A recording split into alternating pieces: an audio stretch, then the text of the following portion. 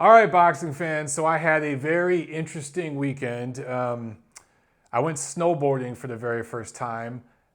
Not very good. I'm bruised all over. And then today my car got stolen from my garage here in my building. So somebody actually broke into our garage, broke into several cars, broke into my girlfriend's car, and my spare key happened to be in her glove compartment.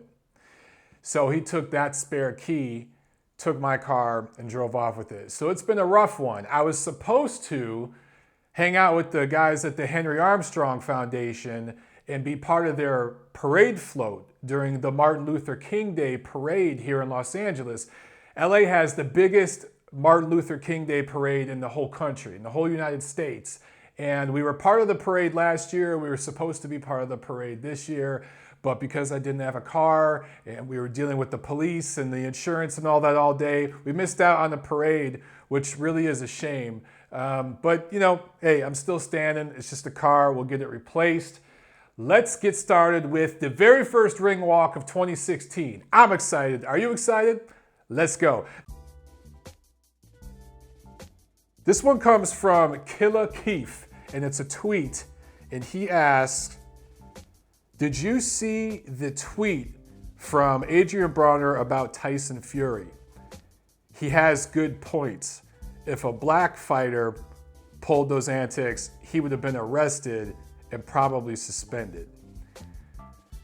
First word, wow.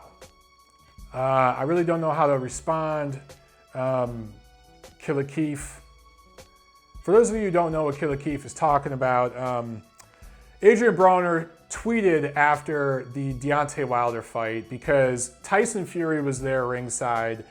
He jumped up in the ring after the fight and got up in Deontay Wilder's face and talked a lot of trash and talked about he wants to fight Wilder and saying there's only one Tyson Fury, and just it kind of looked like a scene out of like some old wrestling stuff from the 80s or 90s. And Wilder, to his credit, like a proud champion should, he got back in Fury's face and they talked some trash.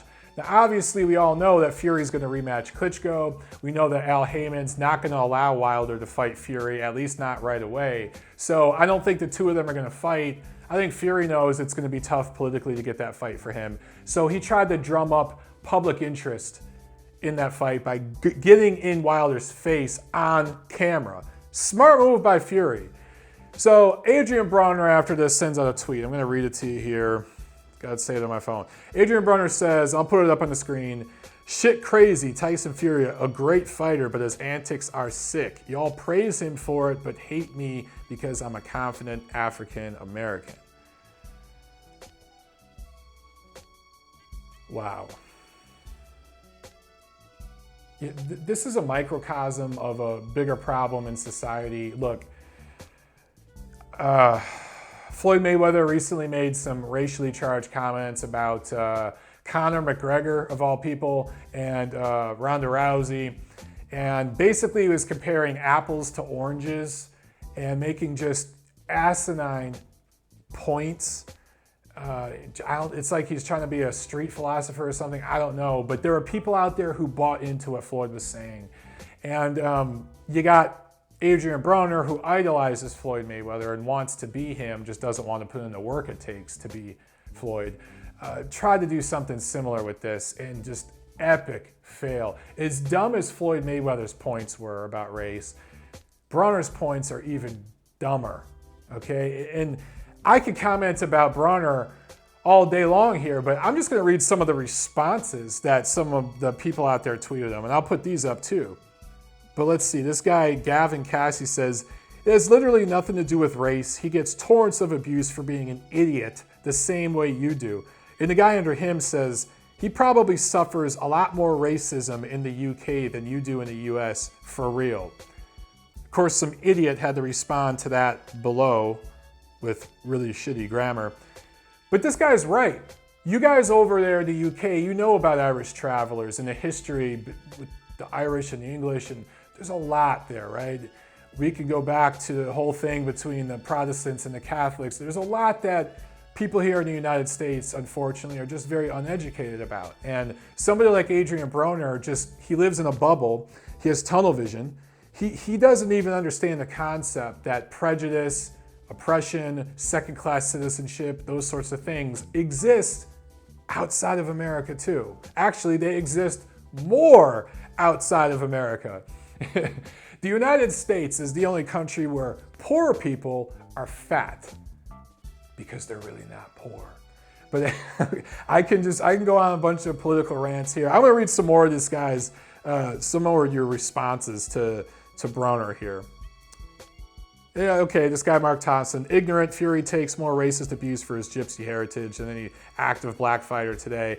I don't necessarily agree with that. I think that's an exaggeration, but he does make the point about the gypsy heritage and some of the social prejudice those people go through and their history of oppression in a lot of ways over there. This guy under him, this Rian guy, says, Tyson Fury is one of the most hated fighters in boxing, dude.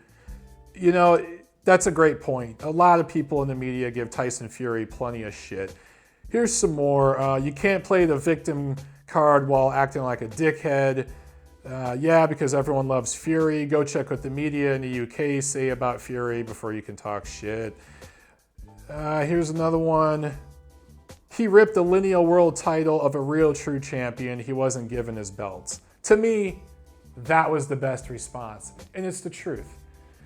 Adrian Broner got lined up in controlled situations to fight for titles, not legitimate championships. And, you know, he got lucky with some decisions early on in his career. I think Ponce de Leon was one that stands out, where I think a lot of people feel that he got a gift decision. And then he stepped up against some other fighters and he got his ass whooped. You know, he had problems. Tyson Fury, for all of his crazy antics and everything, he earned his mandatory position against Vladimir Klitschko, and he took advantage of it. He showed up that night and put on a great performance. He's a guy who's looked very, very suspect against much lesser opposition, Tyson Fury. We all remember, you know, how he punched himself in the head and showed up to fights looking fat and bloated. Well, guess what? He got it all together for that one fight against Klitschko, and he beat one of the top 10, top 15 heavyweights of all time. Even though it was a horrible fight, he got the W. So another thing about Fury here, and this comparison with Broner, which is just asinine and stupid, is that Broner just does ignorant things, right? Do you remember when he had the girl in the ring after a fight? I can't remember which fight, but he was making it seem like he was gonna propose to her. I think he said, baby, brush my hair, right? Just stupid things. You know, I don't want to say racist rant, but the racially insensitive comments about Mexicans and blah, blah, blah, because he's the can man. He's just said and done a lot of dumb things. The sex tape that was leaked, which was on purpose. He says a lot of stupid things on Twitter. And look, he has a lot of children with a lot of different women. That's another thing. He's trying to be like Floyd, I guess. He outdid Floyd on that one, actually. He outdid his idol on that one. But Fury says a lot of dumb shit too. But Fury doesn't say ignorant shit. There's a difference between dumb and ignorant. Fury's antics are wacky, they're out there, they're borderline unprofessional, but to me they don't cross the line. You look at the Batman thing with the press conference with Vladimir Klitschko when, you know, he was Batman and he beat some guy up. I mean, that's funny. You might think it's stupid, it might not be funny to you, you might think he's a clown, but he wasn't saying something racist or something sexist. He wasn't swearing. It didn't cross a line to me. So for Broner to make the comments he made, and for you, Kill O'Keefe, to even side with this guy. And by the way, there were plenty of tweets back to Broner saying, you go, man, you tell the truth, but agreeing with him. It's just, it's sad that there's people like you out there that just can't see outside of your filter, man. Take off the filter. Take off the hater goggles. Let's all get along.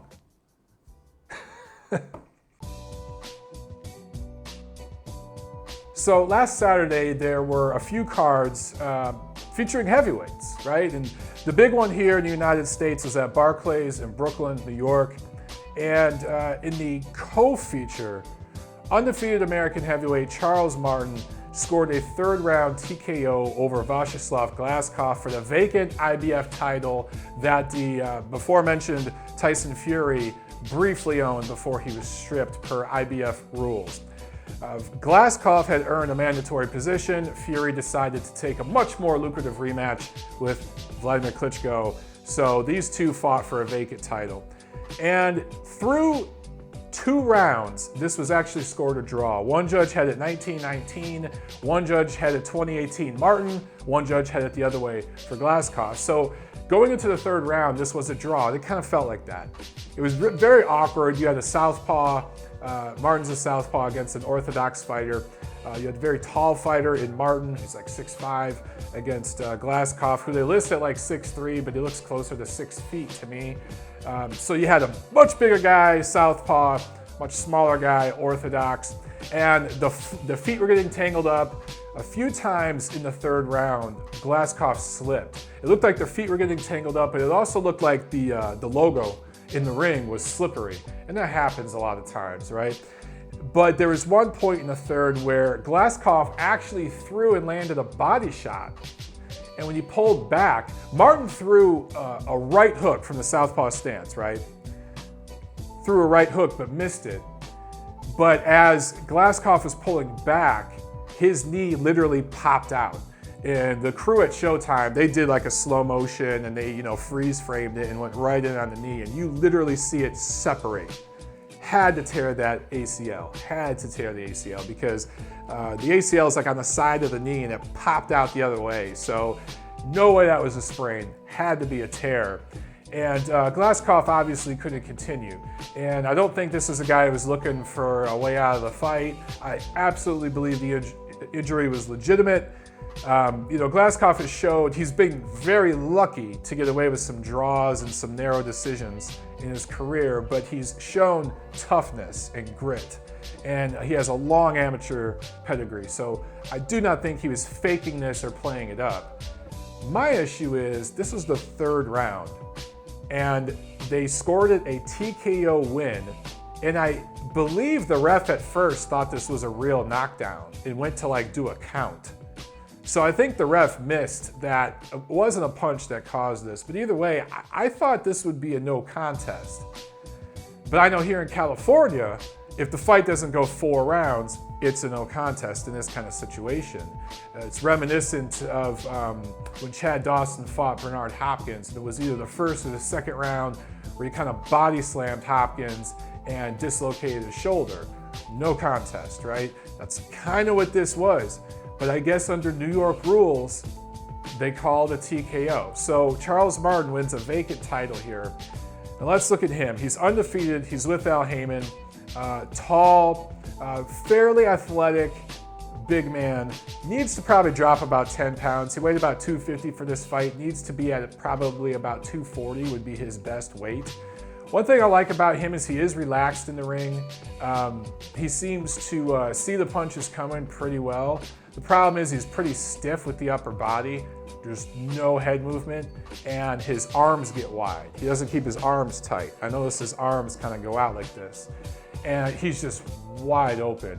He hadn't fought anybody up until this fight. This was a quantum leap in opposition for him, and to his credit, he looked fine. He looked relaxed in the moment and performed fairly well. And to me, it looked like he was on his way to a 12-round decision win in this fight. But it was going to be close.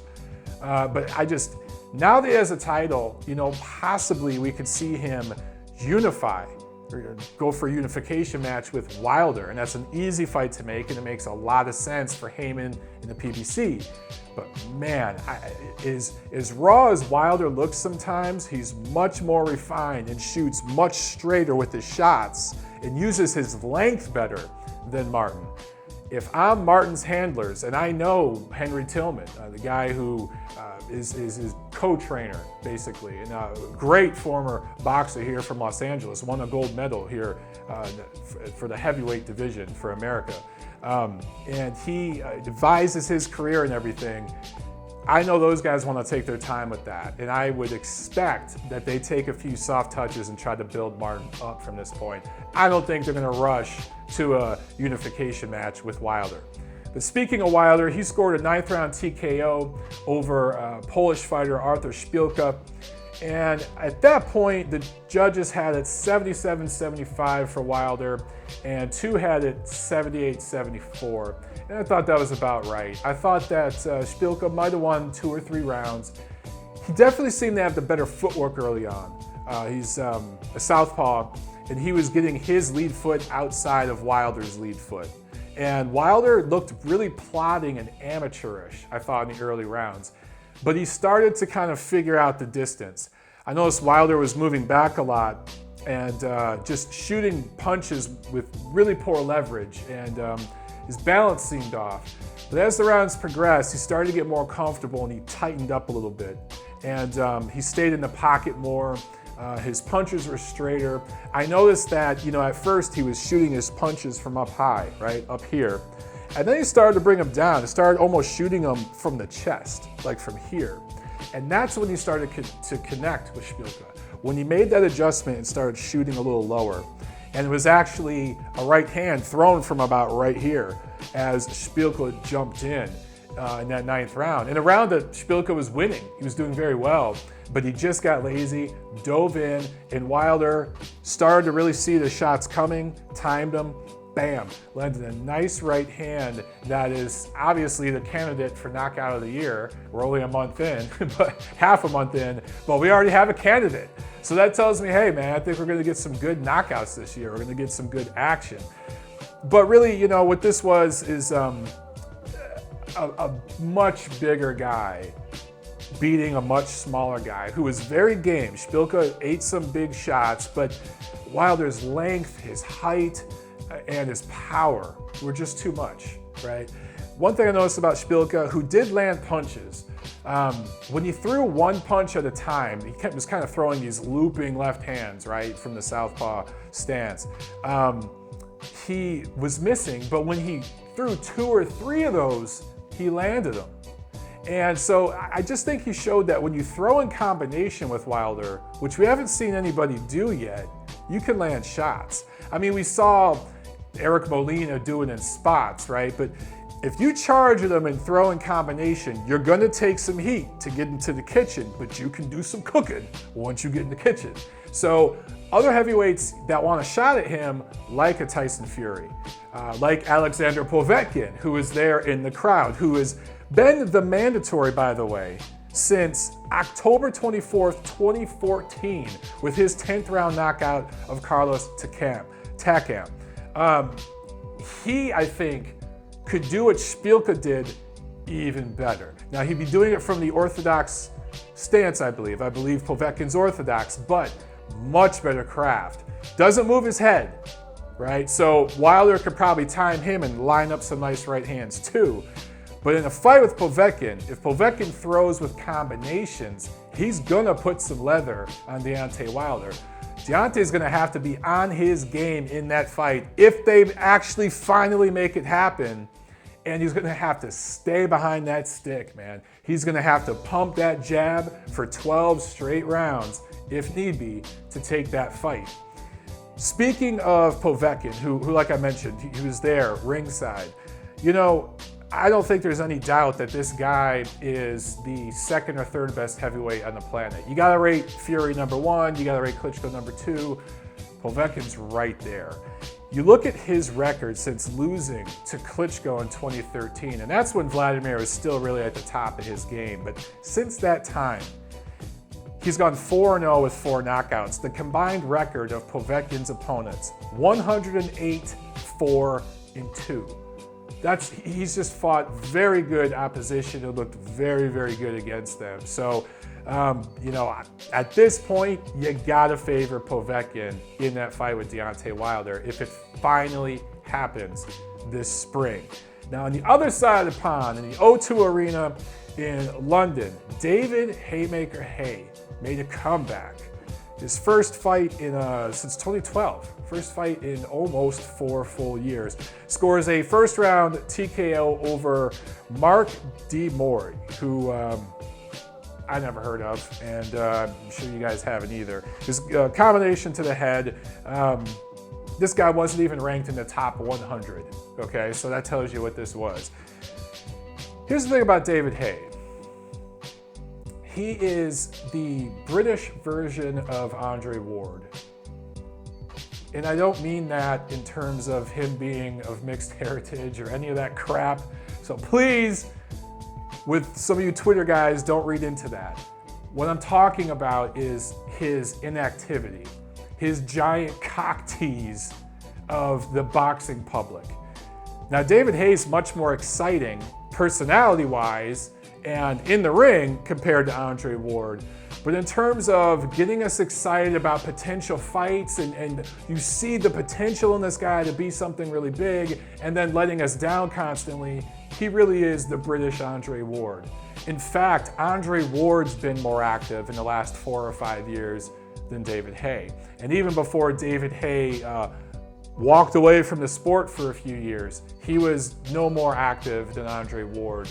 And for all his trash talk, all his talk about how he was going to just mess up Vladimir Klitschko, he got in there, got a 50-50 split with the champ, which he did not deserve, got a $20 million payday, I think, plus upside. So just got a huge payday he didn't deserve, totally stunk the joint out, and blamed it on a toe. Guys, I'm sorry, I don't mean any disrespect, but I can't get excited about this guy. Look, fool me once, shame on you. Fool me again, well, you know the rest of that, right? This guy, I'm not gonna let him fool me again. I'm not gonna get excited or hyped up or even talk about David Hay potential matchups against the top heavyweights until we see him do something consistently. At this point, he scores a TKO win, did a good crowd over there in London, and that's about it. I don't care. Okay, so this Friday we got a few fights to talk about. In Tucson, Arizona, undefeated American heavyweight Jarrell Miller is going up against Donovan Dennis. And they call Jarrell Miller Big Baby because he's big, baby. He's 6'4", 78-inch reach, but his last fight he weighed north of 280 pounds. This guy blows up to over 300 pounds between fights. He's from Brooklyn, New York, which is home to a lot of great boxers, especially heavyweights. You think about the history there. He was 18-0 as a kickboxer before he got into boxing. And when he got into boxing, he sparred with both Klitschko brothers. So he got some really, really good sparring against big, skilled, athletic heavyweights. And that seems to have helped him. He really shows some skills in the ring. But to me, he just looks like one of those guys that the buffet is going to kill him, right? He's the East Coast Chris Arreola in that respect. So he's going up against Donovan Dennis, who you guys might remember that name. He fought in last year's ESPN Boxino tournament finale, and he ended up losing to Andrei Fedosov by knockout.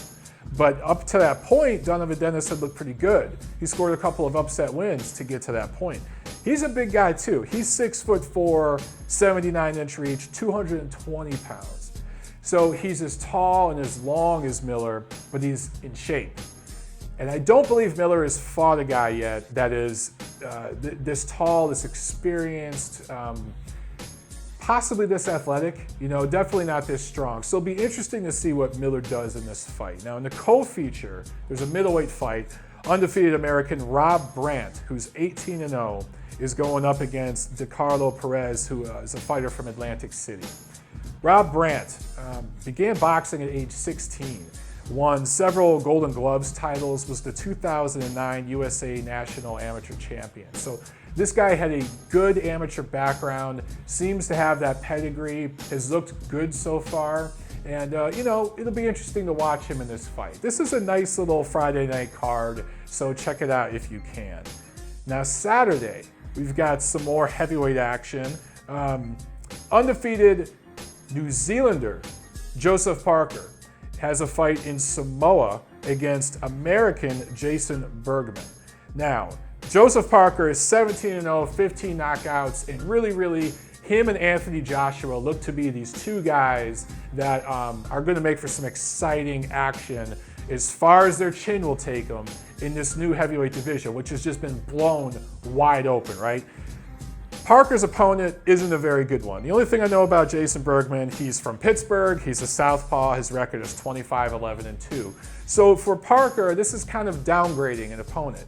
But I don't mind that, because this is his first fight of the year, but he just fought in December. So it's only been a month since he's fought. In fact, this will be his 6th fight in the last 10 months. So look, when you're a prospect, building yourself up, and you're staying busy, and you're fighting often, I'll forgive a lesser opponent, okay? This guy doesn't hold a championship belt or anything like that. He's a prospect building himself up, and he's staying busy. He's doing what he should be doing right now. The thing with Parker that I want to see this year is for him to leave that part of the world and make the trip over to the United States, or at least to Europe, and start taking on some of the better contenders in those regions, right? Because out there in New Zealand, where he's been fighting, or Samoa, Australia, he's going to get very limited growth. There's just limited growth potential there because the talent pool isn't as big. He's got to come across the pond. Now, apparently, he at least spends part of his time in Las Vegas training and stuff like that. So maybe he's getting better sparring, but he's got to get used to fighting over here too. So I hope to see that change from him at some point this year. But of course, the big card of this weekend is here in Los Angeles at Staples Center, maybe 3 miles from here. I won't be able to drive there, so I'll take the subway because I don't have a car right now. We have a few interesting fights on here. So let's start with the heavyweight fight. Dominic Breazeale, another undefeated American, 6'7", big guy, going up against Amir Mansour, small, compact heavyweight, punches with good power. Now, look at these two guys, their last 2 fights. Breazeale, last September, got a unanimous decision win over Fred Kasi, small, compact heavyweight. That gave him a lot of trouble, put a lot of leather on him. Kasi has good craft, moves well, punches well, but has no power at heavyweight. And a lot of people felt that that fight should have at least been a draw. A lot of people felt that Kasi deserved the decision. So a lot of people feel that Breazeale got away with one there, right? They look at Mansour's last fight. He fought against a big athletic heavyweight, Gerald Washington, and that fight ended in a draw. A lot of people felt that Mansour earned that decision as well. So you put these two guys together and you look at the last 2 fights they had, pretty interesting, right? And it's pretty smart of the PBC matchmakers to put this one together. Now, Breazeale is going to be favored because he's much bigger. He's even bigger than Gerald Washington, who was able to land punches on Mansour. But man, Mansour is faster, arguably punches with better power. And one thing Breazeale has shown is it is not hard to hit him, right? You can hit him with a blindfold on. So I'm going to go with the upset special here and take Amir Mansour in this fight. And even if it goes all 12, I think Mansour is going to get the decision this time because Breazeale's already got away with one. Mansour arguably got robbed in his last one. You know, I just think these things have a way of working themselves out. And, you know, both of those fights I talked about were on air before. So fans saw them. And people are going to know what's going on in this one. I'm taking Mansour in the upset special. It's a minor upset. It won't be a major one, but it's a minor upset. And then in the co-feature welterweight fight, Sammy Vasquez is going up against Aaron Martinez. Now, Aaron Martinez, it's a guy who last year, I believe it was June, lost a split decision to Robert the Ghost Guerrero, who's fighting in the main event. Many people feel that Martinez deserved that decision and he got robbed, right? Man, I'm seeing a theme with this freaking card. But then later in the year, in October, Martinez soundly defeated Devin Alexander, who at one point was a top contender in the division. So Aaron Martinez really had a pretty good 2015. He entered that last year as a guy that, was a gatekeeper level fighter, right? And now he's right on the cusp of getting a big, big opportunity. He's going up against Sammy Vasquez, who you guys probably have heard about his military service. He's served 2 tours in Iraq. And, the thing is, a lot of people look at it and they wonder, oh, is this some guy that's kind of getting spoon-fed because he is a military hero? No. This guy started boxing at age 9. He had over 200 amateur fights. Now, he was in the service, as I mentioned. He was a 2-time Armed Forces champion. He almost made the 2012 Olympic team. He got pretty far into the tournament, into the Olympic trials. He lost to Errol Spence. And there's no harm in that, right? So this guy has some craft. It's an interesting matchup, and I actually think this is the fight of the card. Aaron Martinez is getting another opportunity in a fight that he's supposed to lose. He's the opponent. He knows he's got to whoop some ass to get the decision. For Vasquez, this is a chance for him to fight on big TV on a big card at Staples Center, and should he win, you figure he's going to be in line for the winner of the main event. So speaking of the main event, Danny Garcia out of Philly is going up against Robert Guerrero from here in California. This is for a vacant WBC title. The WBC, they're in the Al Haymon business. They're in the PBC business. You see a lot of these fighters fighting for PBC cards, or I'm sorry, for WBC titles on these PBC cards. Robert Guerrero actually might be a little taller, a little longer than Danny Garcia. Maybe like half an inch taller, slightly longer reach. But he started his career in 2001 as a featherweight. He's had 259 rounds as a pro, 39 bouts. He's been dropped in his last 2 fights, including against Martinez, who does not punch very hard. Danny Garcia went pro in 2007. He's fought his entire career at 140 pounds or more. Only 187 rounds. That's just enough to be dangerous, but not too much to be beat up. 31 pro bouts. So Guerrero has taken a lot of punishment in recent fights, and he leaves himself open. He lunges. He gets sloppy at times. He can be countered. When you look at Danny Garcia in some of the fights where he's had problems, right? You think of Mauricio Herrera, you think of Lamont Peterson. Those 2 fighters were orthodox, and Guerrero's a southpaw. Those 2 fighters fought, I just think, a little tighter. They were more in and out, more disciplined footwork, more disciplined defensive responsibility. You look at Guerrero, he has a tendency to get himself into wars. He'll lunge in, he'll leave himself open to be countered. And the one thing Garcia has shown the ability to do in previous fights is counterpunch. There's several opponents where, Garcia doesn't do anything spectacular, but he does throw straight punches. And he's scored some knockdowns throughout his career against good quality fighters who left themselves open to be countered. And I think that's what we're going to see here. This fight is set up for Danny Garcia to get a big win, quote unquote, at welterweight. This is at the full welterweight limit of 147 pounds. And against a guy that people know. People know Robert Guerrero because he fought Floyd Mayweather and because he's been on PBC air a few times. So I expect Danny Garcia to take this fight, and it might go all 12. It shouldn't. It might go all 12, but I think he's at least going to score a knockdown or 2 in this fight. And I really do think he could score a late TKO here, and then he can say, I'm the first guy to stop Robert Guerrero. I think that would be big for him and for his marketing as he goes forward. But again, look, Haymon has all these guys in the PBC at 140, 147. So if you want to make money and you fight in that weight area, you sign with Al Haymon. And for Garcia, he has to look good in this fight. He can't just beat Robert Guerrero. It's like his last fight against Paulie Malignaggi. He had to look really good and dominate Malignaggi. And he did, he stopped him. That's what he has to do here. He can't regress. So a lot of pressure is on Garcia. I actually think for Guerrero, there's no pressure here. He just needs to let it all hang out. But I'm gonna go with Garcia by late TKO in this fight.